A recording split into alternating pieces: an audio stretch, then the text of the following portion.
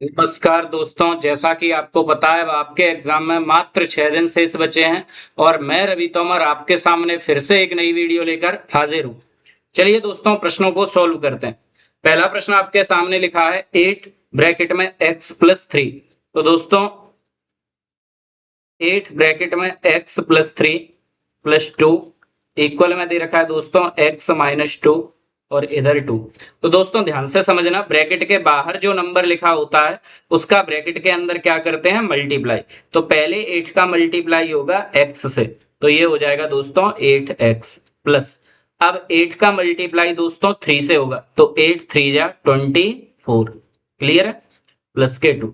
Same ऐसे ही दोस्तों इधर इस 2 का मल्टीप्लाई पहले x से होगा, तो 2x माइनस इस 2 का मल्टीप्लाई अब 2 से होगा, तो 2 2 जा 4। क्लियर है? चलिए ध्यान दीजिए दोस्तों, 8x प्लस 24 में 2 ऐड किए तो 26। इधर दोस्तों क्या लिखा है, 2x माइनस 4। चलो ध्यान दो, ये दोस्तों प्लस का 2x जब इधर आएगा तो काय का हो जाएगा, माइनस का। क्लियर? ये दोस्तों प्लस का 26 जब इधर आएगा तो ये काय का हो जाएगा, माइनस का। प्लस का साइन दूसरी साइड पहुंच के दोस्तों काय का हो जाता है, माइनस का। 8 में से 2 जाएंगे दोस्तों तो कितने बचेंगे, 6x। इधर ये दोनों माइनस के हैं तो जोड़ेंगे, आगे दोस्तों क्या लग जाएगा, माइनस, क्योंकि दोनों माइनस की वैल्यू थी। 6x बराबर माइनस के 30, तो x की वैल्यू हो जाएगी दोस्तों -30/6। 6 का डिवाइड देंगे कितनी बार जाएगा, 5 बार। यानी x की वैल्यू आप बड़े ही आराम से बता दोगे, -5। क्लियर है? उम्मीद है दोस्तों आपकी समझ में आया होगा प्रश्न। चलिए, ये दोस्तों कल ही मैंने आपको ज्यामिति में प्रश्न कराया था चक्रीय चतुर्भुज का, और ये दोस्तों चक्रीय चतुर्भुज का दूसरा प्रश्न है आपके सामने। ध्यान से समझना, चक्रीय चतुर्भुज क्या होता है दोस्तों। ये कोई चतुर्भुज है जिसमें 4 भुजाएं हैं, और चक्रीय चतुर्भुज का मतलब होता है एक ऐसा वृत्त जो इसकी चारों भुजाओं को टच करे दोस्तों। क्या करे, चारों भुजाओं को टच करे। ये देखिए दोस्तों, ये ऐसे चारों भुजाओं को टच करता है, उसको चक्रीय चतुर्भुज बोलते हैं दोस्तों। तो चक्रीय चतुर्भुज में सम्मुख कोणों का योग कितना होता है, ये उसने पूछा है। तो दोस्तों चक्रीय चतुर्भुज में, सॉरी, वृत्त के अंदर ये चतुर्भुज होता है दोस्तों, ये ऐसे, इसको चक्रीय चतुर्भुज बोलते हैं। इसके आमने सामने के कोणों का योग दोस्तों कितने डिग्री होता है, 180 डिग्री। 180 डिग्री को हम दोस्तों क्या बोलते हैं, संपूरक कोण। तो हमारा आंसर क्या हो जाएगा, संपूरक कोण, ऑप्शन नंबर सी। उम्मीद है दोस्तों आपकी समझ में आ रहा हो। सेम ऐसे ही इन दोनों कोणों का योग भी कितना होगा, 180 डिग्री। याद रखना, चक्रीय चतुर्भुज में सम्मुख कोणों का योग दोस्तों कितना होता है, 180 डिग्री, और 180 डिग्री को हम क्या बोलते हैं, संपूरक। उम्मीद है आपकी समझ में आया होगा। चलिए, एक समांतर चतुर्भुज है दोस्तों, इसकी एक भुजा 10 मीटर है। समांतर चतुर्भुज का क्षेत्रफल बताइए। चलो दोस्तों, मैं क्षेत्रमिति आपको करा चुका हूं, सारे फॉर्मूले आपको लिखा चुका हूं। ध्यान से मुझे बताइए समांतर चतुर्भुज का क्षेत्रफल क्या होता है। तो दोस्तों समांतर चतुर्भुज का क्षेत्रफल होता है आधार गुणा ऊंचाई। क्या होता है दोस्तों, आधार गुणा ऊंचाई। क्लियर? आधार दोस्तों हमें दे रखा है उसने कितना, 10, और ऊंचाई दोस्तों हमें कितनी दे रखी है, 7। तो 10 का आप 7 से गुणा करेंगे तो दोस्तों कितना हो जाएगा, 70। यही हमारा आंसर है, 70 वर्ग मीटर। क्लियर है? चलिए, किसी त्रिभुज के दो कोणों का योग तीसरे कोण के बराबर है। ध्यान से समझना दोस्तों इसको। ये कोण हमने माना ए, और ये कोण कितना मान लिया दोस्तों, बी।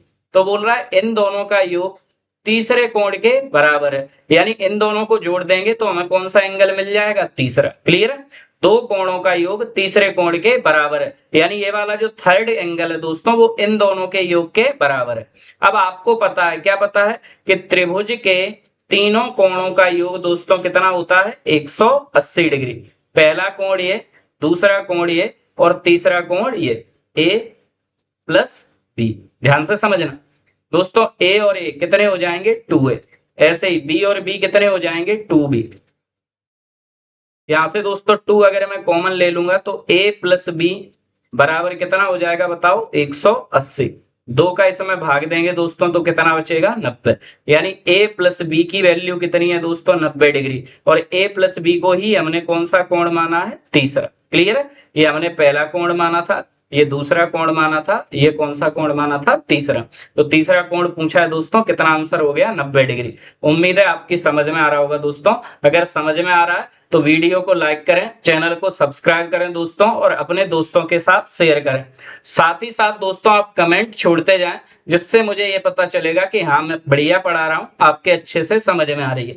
आपके कमेंट ही हैं जो दोस्तों मुझे मोटिवेशन देते हैं वीडियो बनाने के लिए। लगातार कमेंट्स में कमी आती जा रही है, जिससे मुझे लग रहा है कहीं ना कहीं मेरा पढ़ाना आपके लिए डिस्टरबेंस कर रहा है। अगर दोस्तों आपको क्लियर समझ में आ रहा है, मेरा पढ़ाया हुआ आपके लिए बेनिफिशियल है, आपको सहयोग कर पा रहा हूं, तो दोस्तों आप कमेंट जरूर छोड़िए, जिससे मैं दूने उत्साह दूने जोश के साथ आपके लिए वीडियो कंटिन्यू लाऊं।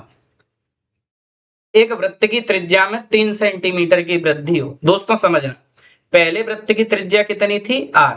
अब 3 की वृद्धि हो रही है, तो अब कितनी हो जाएगी, r+3। तो वो बोल रहा है नई परिधि और नए व्यास का अनुपात बताओ। तो दोस्तों वृत्त की परिधि क्या होती है, 2πr। अब लेकिन हमारी त्रिज्या कितनी है, r+3। तो दोस्तों ये तो हमारी क्या हो गई, परिधि। क्लियर। और व्यास क्या होता है दोस्तों, तो आप बोलोगे सर व्यास होता है त्रिज्या का 2 गुना। तो 2 इंटू त्रिज्या कितनी है, r+3। बस दोस्तों हो गया सवाल। 2 से क्या कट जाएगा, 2। r+3 से क्या कट जाएगा, r+3। यानी यहां पर क्या बचा, पाई, और इधर दोस्तों क्या बचा, 1। हमारा आंसर हो जाएगा π/1। उम्मीद है दोस्तों आपकी समझ में आ रही होंगी सारी चीजें। चलिए, x का वर्गमूल y का घनमूल है, तो x और y के बीच का संबंध क्या होगा। दोस्तों अच्छा प्रश्न है। ये यहाँ पर ये लिखा है दोस्तों x की पावर 3 और y की पावर 2। इधर लिखा है दोस्तों ये x की पावर 6 y की पावर 5। ये दोस्तों पावर है, थोड़ा टाइपिंग में मिस्टेक हो जाती है। चलिए, x का वर्गमूल, जब दोस्तों x का वर्गमूल निकालेंगे तो ऐसे लिखेंगे। y का घनमूल, जब घनमूल निकालेंगे दोस्तों तो इसको ऐसे लिखेंगे। बोल रहा है कि ये दोनों बराबर है, x का वर्गमूल y के घनमूल के बराबर है। तो x और y के बीच में क्या संबंध है, तो ध्यान से समझते चलना दोस्तों। ये x है, वर्गमूल हटाते हैं तो हम इसको लिखते हैं ऐसे 1/2। जब रूट हटाते हैं इसको दोस्तों, क्यूब रूट को हटाते हैं तो इसको लिखते हैं y की पावर 1/3। क्लियर है। अब दोस्तों आप देख रहे हैं ये तो कहीं ऑप्शन में लिखे ही नहीं, x की पावर 1/2 y की पावर 1/3। तो दोस्तों हमें क्या करना पड़ेगा, ध्यान से समझना। हमें क्या करना पड़ेगा दोस्तों, इनको इस ऐसी पावर में कन्वर्ट करना पड़ेगा। उसके लिए आपको जो नंबर नीचे लिखे हो, ये 2 ये 3, नीचे के नंबर्स का दोस्तों क्या लेंगे, एलसीएम 2 का और 3 का, जो कितना आ जाएगा हमारा 6। क्लियर है। याद रखना दोस्तों, इनका हमेशा एलसीएम लिया जाता है इक्वल बनाने के लिए। तो एलसीएम कितना आया, 6। अब दोस्तों 6 का इससे मल्टीप्लाई करो, इधर इधर भी दोस्तों 6 से मल्टीप्लाई करो, तो 2 का इससे डिवाइड दिया तो 3 बार, यानी x की पावर 3। ऐसे ही दोस्तों 3 का इसमें डिवाइड दिया 2 बार, तो y की पावर 2। यानी आप बोलेंगे x³ काय के बराबर हो जाएगा दोस्तों y² के।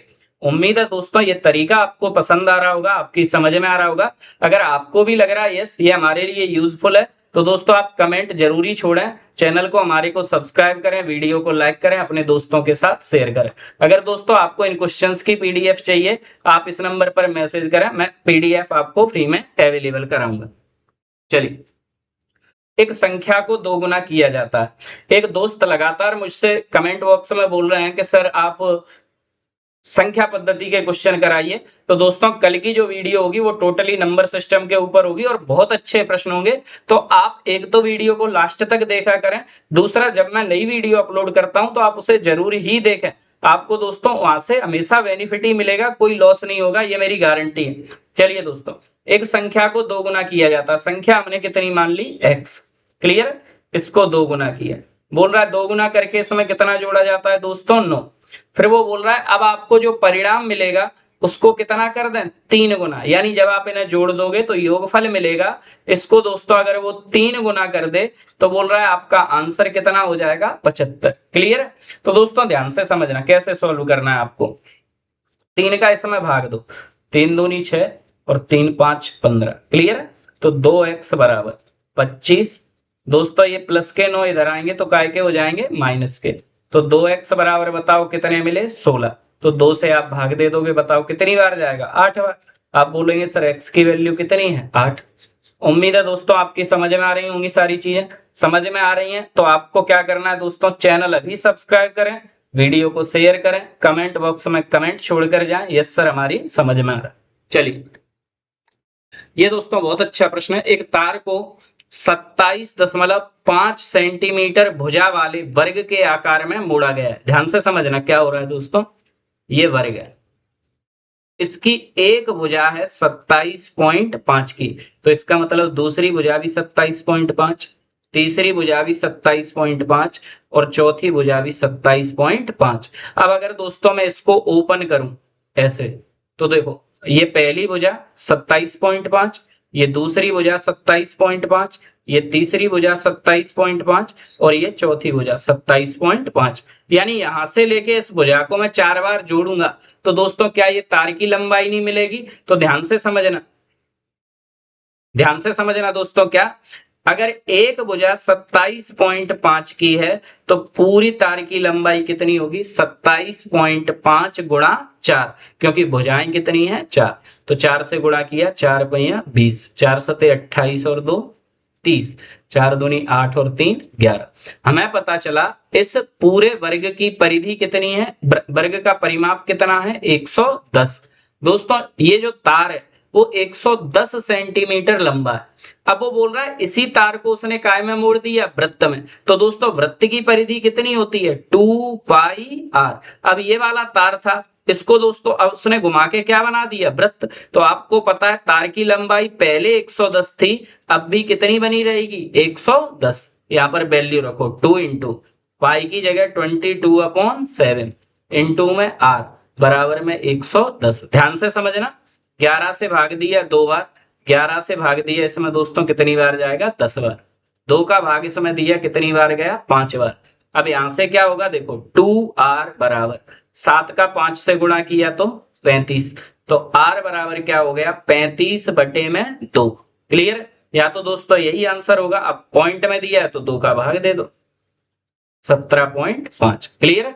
उम्मीद है दोस्तों आपकी समझ में आया होगा। वर्ग का जो परिमाप है, अगर आप ऐसे भूल जाए तो दोस्तों इसको ऐसे याद रखना, वर्ग का परिमाप है वो वृत्त के परिमाप के बराबर होगा, वृत्त की परिधि के बराबर होगा। क्यों होगा? क्योंकि जो तार की लंबाई है, जितने में वर्ग बनाया गया है दोस्तों, उसी तार की उतनी ही लंबाई से उन्होंने क्या बनाया है? वृत्त। यानी तार की लंबाई पहले 110 थी तो तार की लंबाई अब भी 110 ही रहेगी, 110 से ना ज्यादा होगी ना कम होगी। क्लियर है? चलिए दोस्तों आगे बढ़ते हैं। समान ऊर्ध्वाधर कोणों वाले दो समबाहु त्रिभुजों के क्षेत्रफलों का अनुपात कितना दे रखा है दोस्तों? 25:49। याद रखना दोस्तों, त्रिभुजों का आपको क्षेत्रफल दिया हो और आपसे ऊंचाई का अनुपात पूछ ले। क्लियर है? आपसे काय का अनुपात पूछ ले? ऊंचाई का। तो कुछ भी नहीं करना दोस्तों, इनका स्क्वायर रूट निकाल दो। 25 काय का वर्ग होता है 5 का और 49 दोस्तों काय का वर्ग होता है 7 का। यानी ऊंचाई का अनुपात हो गया कितना दोस्तों? 5:7। क्लियर है? चलिए, उम्मीद है आपकी समझ में आ रहे होंगे प्रश्न। ये दोस्तों प्रश्न आपको कमेंट सेक्शन में आंसर करना है। क्या होगा? आयु की मैंने पूरी एक वीडियो डाल रखी है, आप मेरी प्लेलिस्ट में जाकर देख सकते हैं। आयु टॉपिक के ऊपर मैंने पूरी की पूरी एक वीडियो डाल रखी है। इन क्वेश्चंस को करने के सारे टाइप बताए हैं, सारे तरीके बताए हैं, आप मेरी वो वीडियो देख सकते हैं दोस्तों। अगर आपको ये चीजें पहले से आती हैं तो आप जरूर ही कमेंट में इस प्रश्न का आंसर करके जाए। क्लियर? चलिए, दो वर्गों के परिमाप हमें दे रखे हैं दोस्तों 24 सेंटीमीटर 32 सेंटीमीटर। बोल रहा उस वर्ग का परिमाप क्या है जिसका क्षेत्रफल दो वर्गों के क्षेत्रफलों का योग है। चलिए ध्यान से समझना दोस्तों, वर्गों का परिमाप दिया है 24 सेंटीमीटर, तो वर्ग का परिमाप कितना होता है? 4a। 4a बराबर 24, तो इसका मतलब एक भुजा कितने की है दोस्तों? 6 की। क्लियर? ऐसे ही यहां पर दूसरे वर्ग का परिमाप कितना दे रखा है? 32, तो दोस्तों एक भुजा बताओ कितने की होगी? 8 की। अब बोल रहा है वो ये दूसरी इसकी भुजा कितने की होगी? 8 की। क्लियर? अब वो बोल रहा है इनके दोनों क्षेत्रफलों का योग। तो दोस्तों वर्ग का क्षेत्रफल क्या होता है? भुजा का वर्ग। भुजा का वर्ग। वो बोल रहा है इन दोनों के क्षेत्रफलों को आप जोड़ दोगे तो तीसरे वर्ग का क्षेत्रफल मिलेगा। तो दोस्तों 6 का वर्ग, तीसरे वर्ग का क्षेत्रफल भी क्या होगा, भुजा का वर्ग। तो दोस्तों 6 का वर्ग 36 प्लस 8 का वर्ग 64, तीसरे वाले वर्ग की भुजा ए मानी तो ए का स्क्वायर। 36 और 64 को जोड़ा तो दोस्तों कितना हो गया, 100। ए स्क्वायर बराबर 100। ध्यान देना, ए स्क्वायर बराबर 100 है तो आपको पता है दोस्तों कि जब स्क्वायर हटता है तो यहाँ पर क्या लगता है, रूट। और 100 दोस्तों काय का वर्ग होता है, 10 का। क्लियर, 100 काय का वर्ग होता है 10 का। तो आप बता सकते हैं कि उसकी भुजा कितनी है, 10। लेकिन दोस्तों उसने भुजा नहीं पूछी, उसने क्या पूछा है आपसे, परिमाप। तो परिमाप आप बता देंगे 4 गुणा भुजा, यानी परिमाप दोस्तों कितना हो जाएगा, 40। बहुत ही सिंपल सवाल है दोस्तों।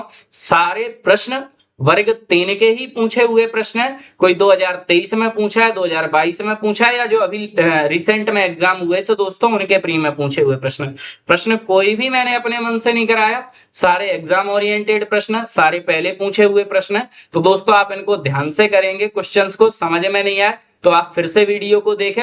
और अगर आपको फ्री में पीडीएफ चाहिए दोस्तों तो आप इस नंबर पर मैसेज कर देना, मैं आपको पीडीएफ सेंड कर दूंगा। जब भी मैं फ्री होऊंगा मैं दोस्तों आपको पीडीएफ सेंड कर दूंगा। क्लियर, चलिए इस प्रश्न का दोस्तों पहले आप लोग खुद आंसर बताएं। ये प्रश्न आपके एग्जाम में आने के बहुत ज्यादा चांस है, क्योंकि ये दोस्तों अभी प्री में भी काफी बार पूछे गए हैं और इससे पहले जब एग्जाम हुए थे तब भी बार बार पूछे गए। तो ये दोस्तों है तो रीजनिंग के प्रश्न, लेकिन अब क्वेश्चन मिलते नहीं है बार बार तो इनका क्वेश्चंस का यूज करने लगते हैं। चलिए ध्यान दीजिए, देखो दोस्तों उन्होंने बोला है, जैसा उन्होंने बोला है सवाल में हम वैसा ही करते जाएंगे, है ना।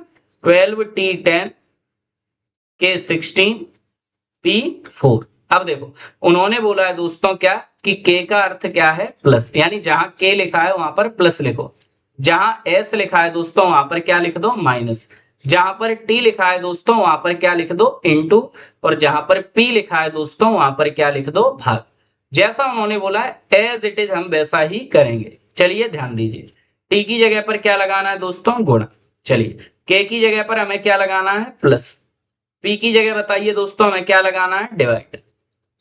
ठीक है, चलो 12 का 10 से गुणा किया तो 120, 4 का 16 में भाग दिया दोस्तों कितनी बार जाएगा, 4 बार। 120 में 4 जोड़े तो बताओ कितना मिला हमें, 124। क्लियर, यही इस प्रश्न का आंसर है। मैं दोस्तों ऐसे प्रश्न छोड़ता भी जा रहा हूं, काफी समय मैंने आपको जब वीडियो डाली है उनमें ऐसे ऐसे प्रश्न छोड़ दिए हैं, इन्हें आप करते रहें। दूसरा दोस्तों सबसे जरूरी बात है, आपके पास दिन फिक्स बचे हैं तो आप अपना रिवाइज करते रहें स्पीड से। मैंने अब तक आपको लगभग 16 पार्ट करा दिए हैं और दोस्तों थोड़ा सा समय लगता है पीडीएफ को कन्वर्ट करने में, तो आप ये मान के चलना लगभग 14 पीडीएफ के पार्ट मैं आपको सेंड कर दूंगा। आप मेरे नंबर पर इस पर मैसेज कर सकते हैं, मैं जब भी फ्री होऊंगा आपको दोस्तों पूरे के पूरे 14 पार्ट सेंड कर दूंगा। आप दोस्तों अच्छे से उनकी रिवाइज करिए, तैयारी कीजिए, अपने मेंस के एग्जाम को दो दोस्तों। मैं ये कामना करता हूं कि आपके 20 में से दोस्तों मिनिमम 16 से प्लस मार्क्स आए, और अगर आपके अच्छे नंबर आते हैं तभी हमारी मेहनत दोस्तों साकार होगी। इसी उम्मीद के साथ हम अगली वीडियो में फिर मिलेंगे, तब तक के लिए जय हिंद, जय भारत।